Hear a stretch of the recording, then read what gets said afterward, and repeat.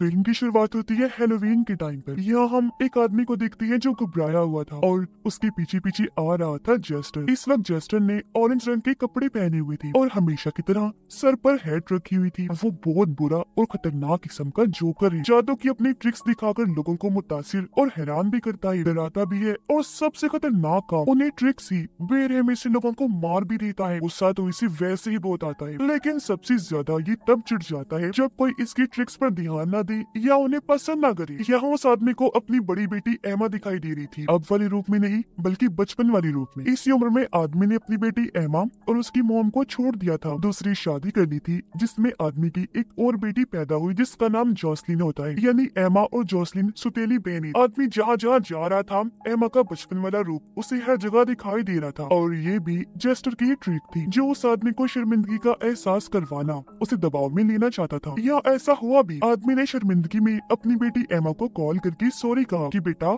मुझे माफ कर दो, पर एमा ने ये कहकर फोन बंद कर दिया कि मेरा आपसे कोई ताल्लुक नहीं, आइंदा मुझे कॉल मत कीजिएगा क्योंकि सॉरी से जख्म नहीं बढ़ती। उसे बहुत ज्यादा गुस्सा आ गया और अब फोन बंद होने की वजह से आदमी को बहुत दुख हुआ, जिस वजह से जेस्टर उसके पास आ जाता है। वो आदमी यानी एमा की डैड जेस्टर को कहती है, देखो मैंने कोशिश की लेकिन वो मुझसे बात नहीं करना चाहती, जिसका मतलब कि आदमी ये सब जेस्टर के दबाव में ही कर रहा था और अब वो इसमें कामयाब नहीं रहा। इसलिए जेस्टर यहाँ अपनी जादूगरी पर उतर आता है। अपनी पागलों वाली हरकतें करके वो एमा के डैड के गले में फांसी का फंदा ले आया। उसने जैसे ही अपनी टाई को टाइट किया उसके डैड के गले में रस्सी टाइट हो गई। उसने फिर टाई को खींचा जिससे रस्सी भी खींची और एमा के डैड हवा में लटक गई, उनकी मौत हो गई। और ऐसा होते ही जेस्टर उन्हें नीचे पानी में गिरा देता है। अगले दिन एमा के डैड का फ्यूनरल रखा गया। यहाँ खुद एमा भी आई थी, उसकी छोटी बहन जोसलिन और उसके दोस्त भी थे। एमा यहाँ जोसलिन से कोई बात नहीं करती क्योंकि वो उसे पसंद नहीं करती थी। एमा तो बल्कि अपने डैड की मौत पर खुश थी। वो अपनी मॉम को कॉल करके इस बारे में बताती है, कहने लगी कि अच्छा ही हुआ वो इसी लायक थी,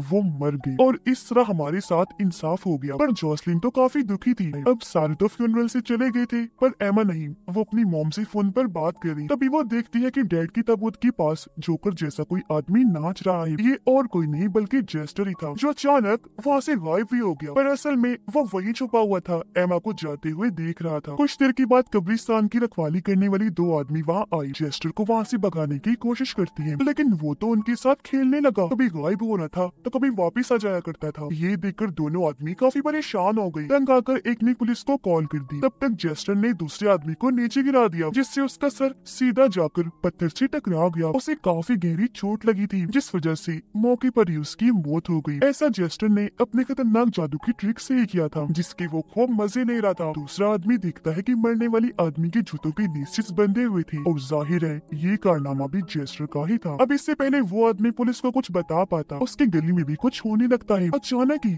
उसे खून की उल्टियां होने लगी क्योंकि उसके गले से कुछ बाहर आ रहा था। जब वो चीज निकली तो पता चला कि वो एक साबुत सेब था। अब जाहिर है ये भी जेस्टर की ट्रिक थी। वो जोर से सेब को बाहर निकालता है और इस तरह उसका भी काम तमाम हो गया। अब ये चीज बहुत अजीब थी लेकिन फिर भी जेस्टर बोर होता है और अपनी अगली खतरनाक ट्रिक्स करने के लिए वहाँ से निकल जाता है। रात के वक्त एमा जोसलिन से मिलने एक बार में गई। उनकी बातचीत अभी तक काफी अच्छे से चल रही थी लेकिन जैसे जोसलिन उनके डैड का जिक्र करती है एमा को गुस्सा आ गया। वो जोसलिन को भी काफी बातें सुनाती है और वहाँ से जाने लगी। क्यों दुखी होकर अब बेचारी जोसलिन भी यहाँ से जाने लगी थी। उसे एक आदमी रोककर कहता है कि तुम्हारे डैड कोई अच्छे इंसान नहीं थे, मैंने उनके साथ 15 साल काम किया है, मुझे पता चला था कि उनके बहुत सारे राज हैं, बहुत सारे उनके डीमंस शैतान थे। उन्हीं में से उनका एक डीमन जेस्टर भी था जो उनसे उल्टे सीधे काम करवाया करता था। उधर एमा जब जा रही थी तो जेस्टर उसे रोक लेता है। वो उसके सामने ढेर सारे कार्ड्स लाकर एक चुनने को कहता है पर ये चीज एमा को पसंद नहीं थी तो जान छुड़वाने के लिए एमा सामने वाले स्टोर में चली जाती है।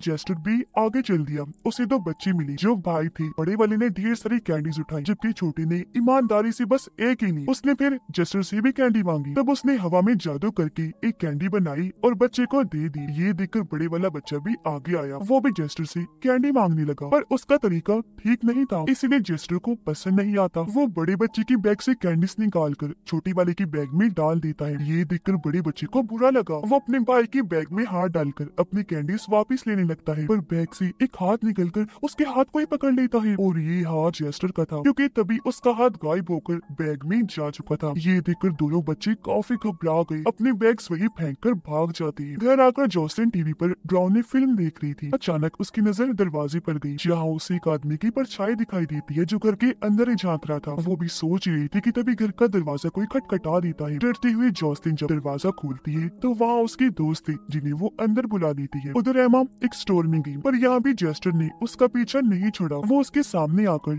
उल्टी सीधी हरकतें करने लगा। पहले पहले वो बस मजाक में सब कर रहा था, लेकिन थोड़ी ही देर बाद सीरियस हो गया। वो जब करीब आया तो एमा पहचान लेती है कि तो वही पागल जोकर है जो मेरे डैड की ताबूत के सामने डांस कर रहा था। उसे गुस्सा आ गया, वो जेस्टर को धक्का मारती है, लेकिन उसके हाथ से बोतल गिरकर टूट जाती है। तब उसके कांच का टुकड़ा जेस्टर ने फौरन उठा लिया। अब एमा को लगा कि ये मुझे मारेगा, लेकिन वो अपना ही गला काट लेता है। उसका तेजी से खून निकलकर एमा के ऊपर गिरने लगता है। अब बेजान होकर जेस्टर नीचे गिर जाता है। फिर अचानक ही वो दोबारा उठ खड़ा हुआ, वो भी बहुत स्टाइल से। अब जाहिर है ये भी उसकी ट्रिक थी जो एमा को दिखाकर वो मुतासिर करना चाहता था, लेकिन इससे कोई मुतासिर क्या ही होता। वो डर की वजह से वहाँ से भाग जाती है। दोबारा से उसे स्टोर में आ गई। उसके चेहरे पर खून लगा हुआ था, तो उसकी हालत देखकर स्टोर का मालिक पुलिस को यहाँ बुला देता है। कुछ देर में यहाँ दो पुलिस ऑफिसर्स आ गए, एमा से पूछताछ करने लगते हैं। हालांकि एमा ने जेस्टर के बारे में उन्हें सब कुछ बता दिया, लेकिन जाहिर है उसकी बातों पर यकीन कर पाना मुश्किल था। पुलिस को ये लगता है जैसे यहाँ कोई मजाक चल रहा था। उनके जहन में भी कई सारे सवाल उठने लगते हैं,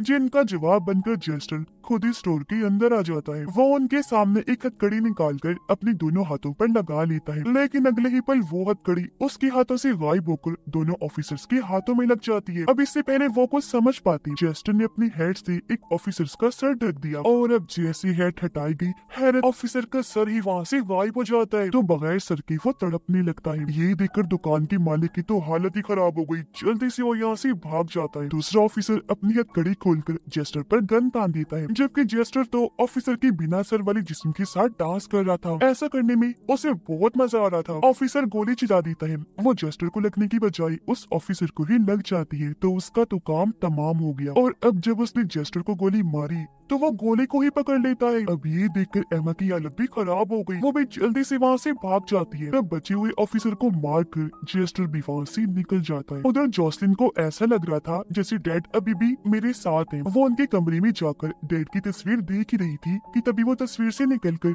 उसके पीछे आ जाते हैं। ये देखकर जोसलिन कांप उठी। वो नीचे आकर अपने दोस्तों को कहती है, चलो फेस्टिवल में चलते। सब दोस्त फेस्टिवल में तो आ गई, पर यहाँ भी जोसलिन को वही अजीब चीजें ही दिख रही थी, तो तंग आकर अब वो एक जगह पर ही बैठ गई, जहाँ उसे अपनी डैड फिर से दिखाई देने लगती है, पर इस बार वो उनके पीछे पीछे ही चली जाती है। तब उसकी सीट पर जेस्टर आकर बैठ जाता है, जो जोसलिन की दोस्त के साथ ट्रिक करने लगा। जैसे जेस्टर ने एक कप उठाया, उसके नीचे ताजे निकले हुए दांत होते हैं, जो और किसी की नहीं बल्कि सामने बैठे जोसलिन की दोस्त के थे, जिसके मुंह से अब खून आने लगता है। फिर जब उसने दूसरा कप उठाया तो उसके नीचे कुछ नहीं होता, लेकिन जब उसने कप पर हाथ मारकर उसे झटकाया तो उसके अंदर से लड़के की तो आंखें निकली, और अब लड़के की आंखों की जाते वो दर्द से चिल्लाने लगा, और अब वो इसी हालत में चारों तरफ भागने लगा। तब उसकी हालत देखकर लोग डरते हुए भागने लगे। कुछ नजर न आने पर लड़का सीधा अपनी दोस्त के ऊपर जाके गिरता है, इसीलिए उसकी दोनों दोस्त उसे पकड़ के साइड में ले जाते हैं। उन्होंने देखा कि जोसलिन एकदम सुन खड़ी है, क्योंकि इस वक्त वो ख्याल में अपने डैड के साथ अपना बचपन देख रही। और अब जेस्टर जोसलिन की दोस्त के पास आकर उसकी टांग में अपनी छड़ी अटकाकर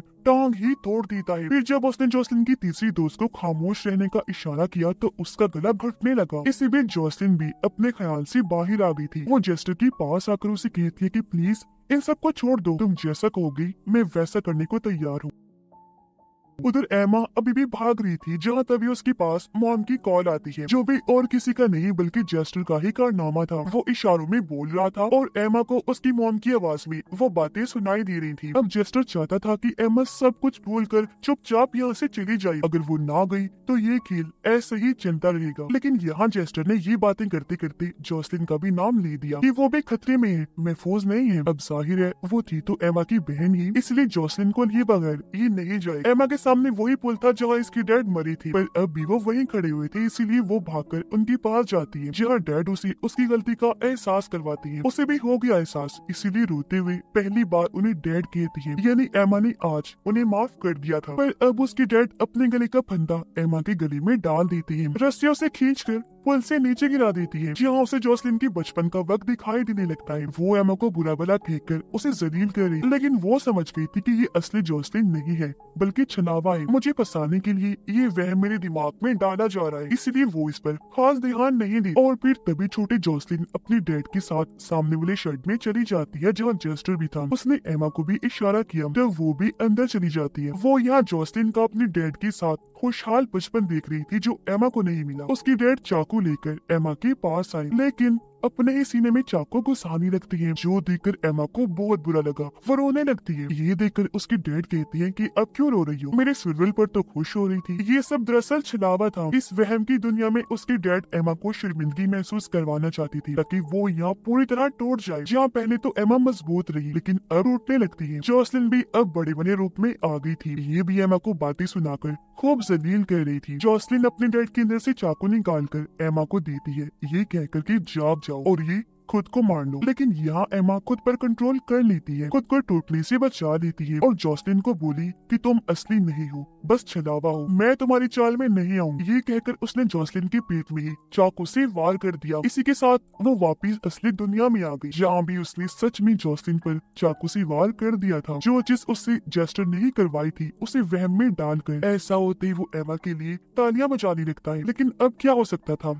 वो बेचारी नीचे गिर गई। उसकी हालत मरने वाली हो जाती है। एमा भागकर उसके पास आई। जोसलिन कहती है कि तुम टेंशन ना लो, मैं जानती हूँ कि ये तुमने जानबूझ के नहीं किया, बल्कि तुम नींद में थी और तुमसे ये जेस्टर ने करवाया। पर इस सब से एमा गुस्से में पागल हो गई। वो चाकू लेकर जेस्टर के सीने में भी कई बार वार करती है, लेकिन उसे हल्की सी खरोच तक नहीं आई। वो जेस्टर पर चिल्लाई कि मेरे साथ तुमने जो भी करना है करो, पर अब मेरी बहन जोसलिन के पास भी मत आना। ये सुनकर जेस्टर बगैर कोई बात कहे वहाँ से निकल जाता है। और अब हम कुछ दिन के बाद का वक्त देखते हैं, जहाँ एमा अपने डैड की कब्र पर आई अपने दिल का बोझ हल्का करने के लिए। वो यहाँ और भी कई सारी बातें अपने डैड से कहती है और ये सारी बातें पास खड़ा हुआ जेस्टर भी सुन रहा था। यानी जेस्टर अभी भी इसके साथ है। वो यहाँ एमा को भी अपने कंट्रोल में करने की कोशिश करता है, पर एमा इसकी बहकावे में नहीं आती। जेस्टर अपने मकसद में क्योंकि फेल हो गया तो वहाँ से चला जाता है। यहाँ से एमा सीधा उसी बार में जाती है जहाँ जोसलिन अपने दोस्तों के साथ उसके आने का इंतजार कर रही थी और जोसलिन को एमा ने बचा लिया था। यानी कि अब इन दोनों बहनों का रिश्ता यहाँ पर काफी अच्छा बन गया था। पर इस सब में जोसलिन का दोस्त